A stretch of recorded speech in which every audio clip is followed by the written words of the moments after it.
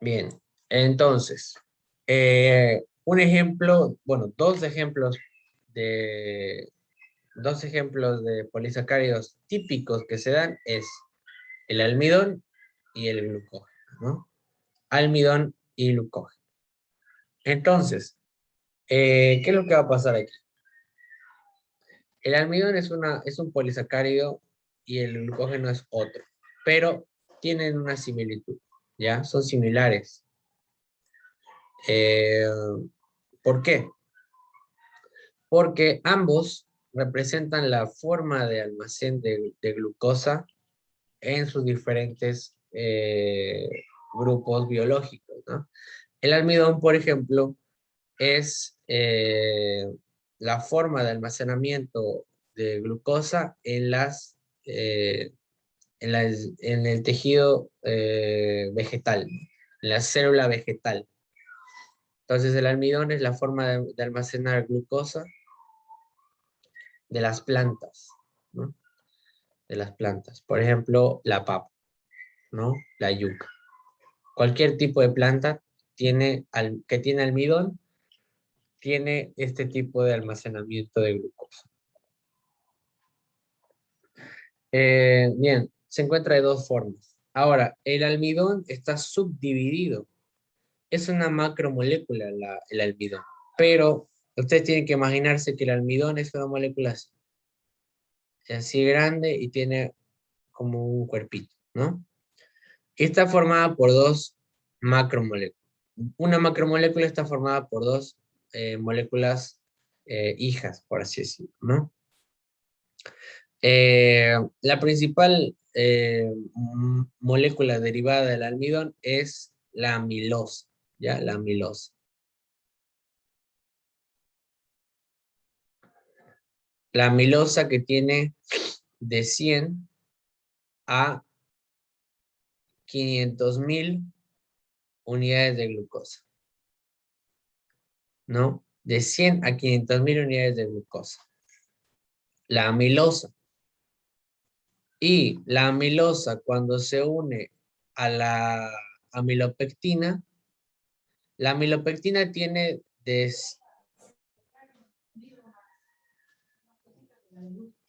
80 a 500 unidades, ¿ya? Unidades de glucosa. Tiene la amilopectina, ¿ya? Entonces, la amilopectina, cuando se une a la amilosa, forma el almidón, ¿ya? Forma el almidón. De la misma forma, también es inverso. El almidón puede segmentarse en dos moléculas hijas, que es la amilosa y la amilopectina, ¿no? Bien, ahora, todos son cadenas de glúcidos alfa 1,4, ¿no? Con unión alfa 1,4, ¿no?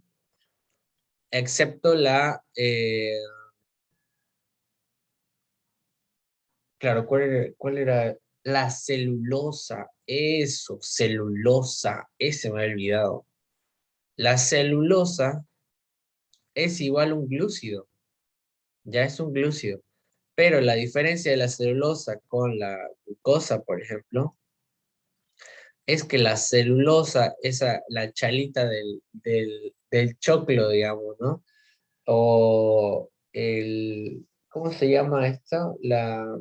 La parte dura de la mandarina, esa pielcita dura, bueno, eso es celulosa.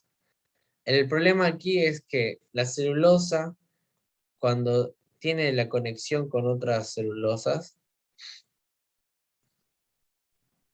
porque la celulosa igual es un disacárido, por si acaso, ¿no? Es un disacárido. Su unión es 1,4 beta, ¿no? 1,4 beta. A diferencia del almidón que es alfa, ¿no? Es alfa 1,4.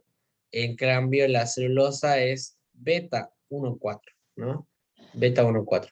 El problema de que sea beta 1,4 es que no hay una enzima que se encargue de eliminar de romper este enlace y liberar y generar glucosa libre. Porque estos también tienen que entender que si bien yo tengo aquí, por ejemplo, mi molécula de sacarosa, ¿no? El azúcar común es la unión de una glucosa y una fructosa, ¿no? Glucosa y fructosa me dan sacarosa. Entonces, para yo utilizar esta glucosa, yo necesito fraccionar este enlace. Ya necesito fraccionar este enlace. Y para romper este enlace hay enzimas, ¿ya? Hay enzimas eh, que se van a encargar de romper este enlace y liberarme glucosa libre para el consumo, digamos, ¿no? Glucosa libre. Pero a diferencia de la celulosa con, con la sacarosa o otro tipo de glúcidos, es que este enlace beta 1,4 no puede ser eliminado por ninguna enzima del cuerpo. No hay una enzima, no se sintetiza una enzima para este tipo de sustancias. Entonces, no puedes metabolizar la celulosa y la eliminas entera. La eliminas entera la celulosa, ¿no? Por eso es que el consumir cereales que tienen celulosa favorece el tránsito gástrico, al tránsito intestinal, perdón, porque al no eliminarse genera un efecto de masa y hace que avance, ¿no? Pero, por ejemplo, las vaquitas sí tienen esta enzima, ¿ya? Sí tienen esta enzima. Entonces, fraccionan la celulosa del pasto, ¿no? La celulosa del pasto la fraccionan y la convierten en glúcidos libres, ¿no? En monosacáridos. Y este monosacárido va a ser utilizado en el cuerpo. Pero el problema es que la vaquita consume demasiado pasto, ya demasiado pasto. Y esa glucosa que va a consumir algunas veces, y muchas de las veces en exceso, se va a convertir en grasa. Toda azúcar excesiva se convierte en grasa, ¿ya? Por oxidación hepática. Entonces, ese es el por qué la vaquita es gordita, ¿no? Uno dice, pero si come pasto todo el tiempo. Bueno, el pasto tiene en su composición celulosa, que es un tipo de azúcar, ¿no? Es un tipo de azúcar. Entonces, eh, ahí tenemos el porqué, ¿no? Ahora, eh, son insolubles, por si acaso, todos estos, el glucógeno, el almidón, insolubles. ¿A qué se refiere que sea insoluble? Se refiere a que por más que lo mezclen con agua, no se va a disolver, ya no se va a disolver. Ustedes cuando colocan almidón de maíz o almidón de algo, cuando ustedes lo colocan en agua, se forma como una película media blanquecina, media pastosa, ¿no? Pero no llega a ser uniforme, a diferencia de cuando le ponen azúcar a su vaso de agua, lo mezclan y queda el agua transparente, queda en una mezcla homogénea, ¿no? Porque es un monosacárido hidrosoluble, ¿no? En este caso, el almidón y el glucógeno no son solubles en agua, ¿no? Ya no son solubles. Por más que vos lo mezcles, lo recontramezcles, nunca se va a disolver el almidón, nunca. Siempre va a permanecer separado de la glucosa. No, a pesar de que se vea una solución así media blanquecina, media pastosa, igual vas a tener igual no se va a mezclar, ¿no? Cuando se lo somete, ¿no? Al almidón, hay una prueba de almidón eh, con yodo, tiende a tomar una coloración azulada, ¿no?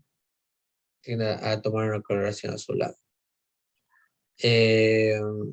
En este caso, cuando hablamos de la amilosa, ¿no? De la amilosa. Por otro lado, la amilopectina tiende a tomar un color rojo, ¿no? Cuando reacciona con el yodo. Ahora hay otra prueba del almidón con algo, era con hidróxido de potasio, creo, que es cuando se hace color ladrillo. Bien, después el glucógeno igual, polímero. El término polímero hace referencia a que es una red, ¿no? Una red de muchas moléculas de glucosa unidas entre sí, ¿no? ¿A través de qué tipo de enlace? Alfa 1,4 glucosídico, ¿no?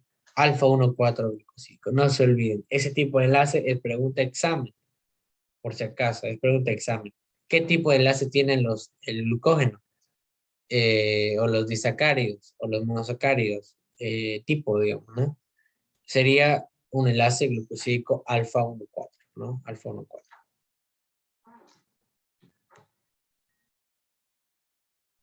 Bien, las reacciones. En este caso vamos a ver cómo es que el hidrato de carbono reacciona a medios ácidos, a medios alcalinos, ¿no? En este caso hay una reacción de reducción, ¿no? En medio alcalino. Eh, por ejemplo, un hidrato de carbono, cuando es sometido a un medio alcalino, la única función que puede ser reducida fácilmente es la función del aldehído. O sea, la fracción aldehído de la sustancia, en este caso de nuestra glucosa, va a estar siendo reducida, ¿no? O la fracción de cetona, ¿no? La fracción de cetona. Bien.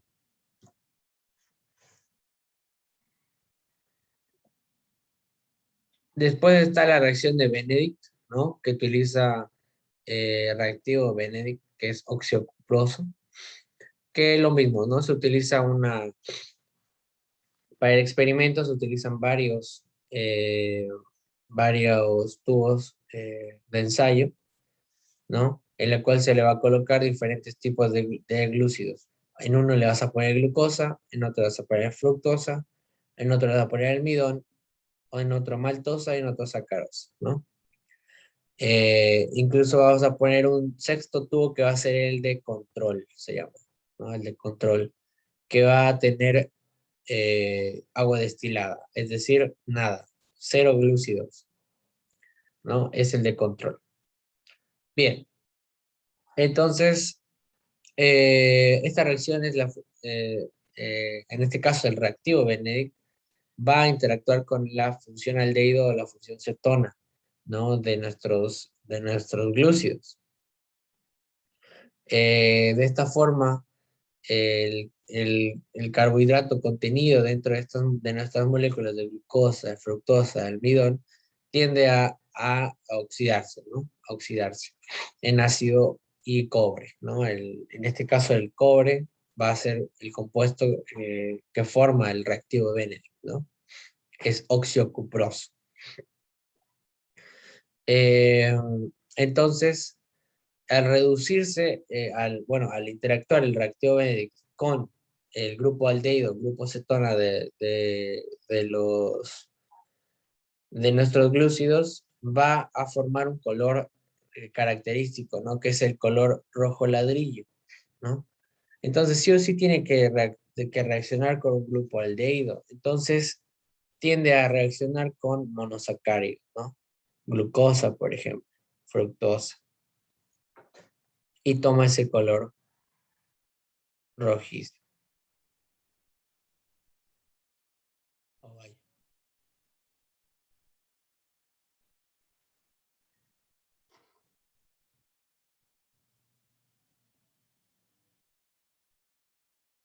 Se escucha, ¿no? El audio. No, negativo. ¿No se escucha el Nada. audio? No. Hay un temardo.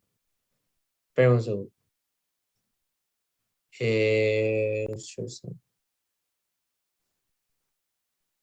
¿Ahora sí?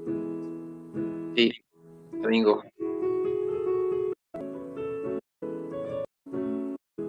Ya.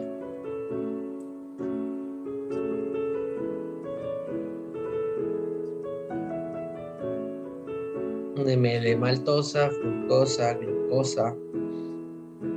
No, nuestros glúcidos. Agregamos 3 gotas de reactivo Benedict.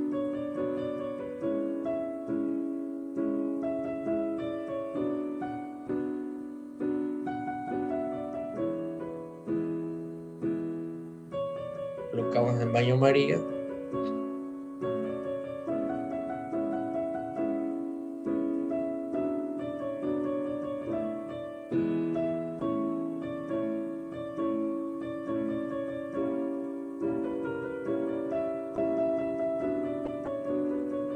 Entonces, glucosa, fructosa, maltosa, que son glucosa, fructosa, maltosa, que son Son glúcidos reducibles, es decir, que tienen su grupo cetona, su grupo aldehído ahí a flor de piel, son los que van a reaccionar con el reactivo benéfico, ¿no? Entonces te va a decir, bueno, esta sustancia tiene glucosa libre, tiene fructosa libre, tiene maltosa, tiene monosacáridos libres, ¿no? A diferencia de la sacarosa, ¿por qué no reaccionó la sacarosa? Porque la sacarosa es un disacárido, no tiene el grupo aldehído libre, ¿no? No tiene el grupo cetona libre. Entonces, por eso no reacciona. Lo mismo si que tuviéramos aquí un cosito de almidón, tampoco va a reaccionar, ¿no? Porque el almidón es igual, peor aún, no es un disacárido, sino es un polisacárido, ¿no? Entonces, aún peor no va a reaccionar, ¿no? Bien. Después, investigación de azúcares no reductores. En este caso va a ser a la inversa. Vamos a buscar azúcares que no se reducen, ¿no? Que no se reducen. En este caso, tomamos una muestra de sacarosa y le agregamos 10 gotas de ácido clorhídrico, ¿no? Se calienta en la llama de un mechero, ¿no? De forma indirecta. La forma de hacerlo es con una pinza de madera y van a ir pasándolo lateralmente a través de la llama. No la dejen quieta sobre la llama porque se va a quemar y la reacción va a ser muy rápida, ¿ya?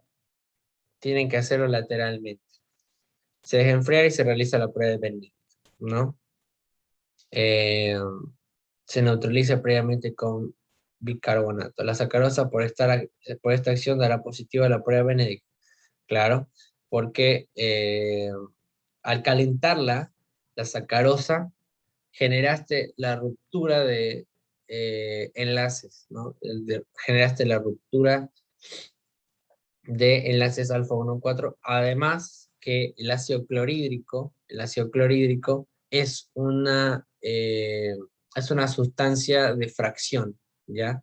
El ácido clorhídrico fracciona igual enlaces alfa 1,4, ¿no? Entonces, por eso es que la sacarosa te va a dar positivo después de haberle añadido ácido clorhídrico, ¿no? En tu reacción de Benedict, ¿no? Te va a dar positivo después de haberle añadido ácido clorhídrico. Ah, esta era la prueba de Lugol. Esta era la prueba de Lugol. Esa es para encontrar almidón, ¿no? Almidón. Se coloca una ml de solución de almidón al 1% en un tubo de ensayo, ¿no? Se coloca Lugol. El Lugol es un diluyente para sustancias no liposolubles, ¿no? Igual que el alcohol, igual que el éter. Se calienta el tubo y se nota el efecto. El resultado va a ser una coloración púrpura, ya una coloración púrpura. Entonces, todo lo que vean color púrpura con Lugol es que quiere decir que tiene almidón en su composición, ¿no? Entonces reacciona el almidón con el Lugol y forma un color así, un color púrpura. A ver, vamos, me dio alergia, no sé a qué me dio alergia. Bueno, es el par.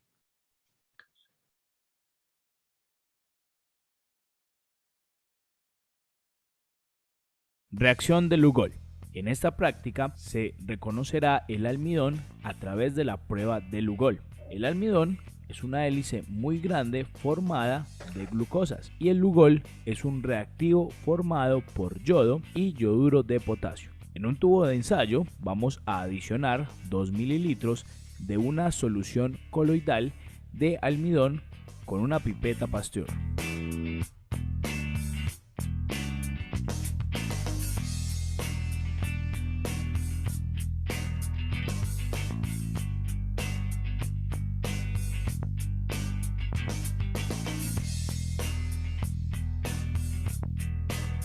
Posterior a esto, se va a adicionar 5 gotas de Lugol a la solución del almidón.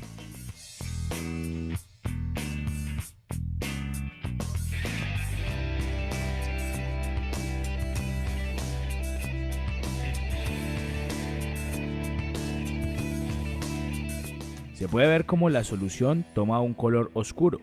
porque el almidón va atrapando el yodo, haciendo que el color característico del yodo, que es oscuro, se concentre. La siguiente parte de la práctica consiste en poner esta solución a juego del mechero durante más o menos 5 minutos. Recuerde que mientras esté haciendo este proceso, se debe ser muy cuidadoso en que la boca del tubo no esté apuntando a nadie.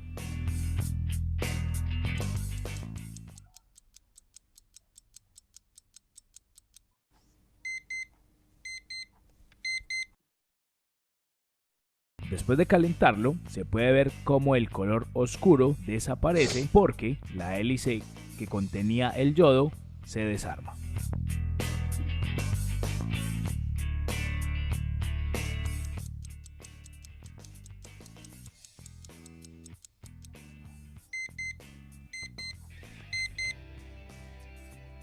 Después de que el tubo se enfría, vuelve a aparecer el color del yodo, comprimido en la hélice del almidón.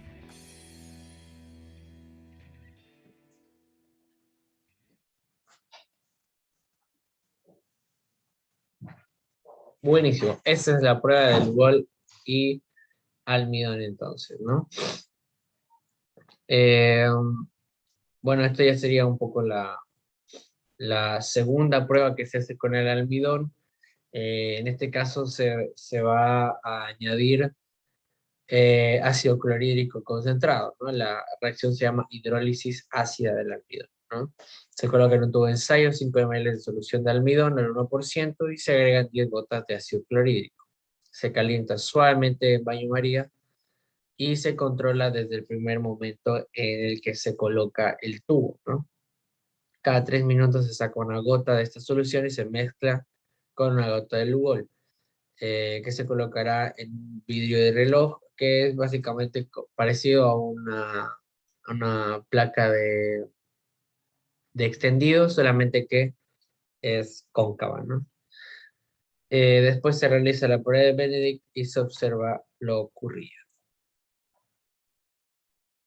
Claro, la hidrólisis ácida del almidón va a romper los enlaces de el almidón, entonces va a hidrolizarlo al almidón, va a dejar de ser almidón. Entonces, al hacer la reacción de Benedict, ya no va a tornarse color púrpura, porque ese almidón ya no va a ser almidón puro, sino que va a hacer las fracciones, van a formarse las fracciones del almidón, ¿no? Entonces, esa es la forma de determinar, digamos, es como una antítesis del encuentro del almidón. Haces hidrólisis ácida, entonces tu reacción de Benedict te va a salir negativa, ¿no? Bien, señores, eso sería todo por hoy. Ya no los molesto más. Eh, Quedamos en el tema 8, ¿ya? Hidratos de carbono. Es bastante cortito el tema. Lo que más me interesa de esta práctica es la resolución de las actividades en la guía.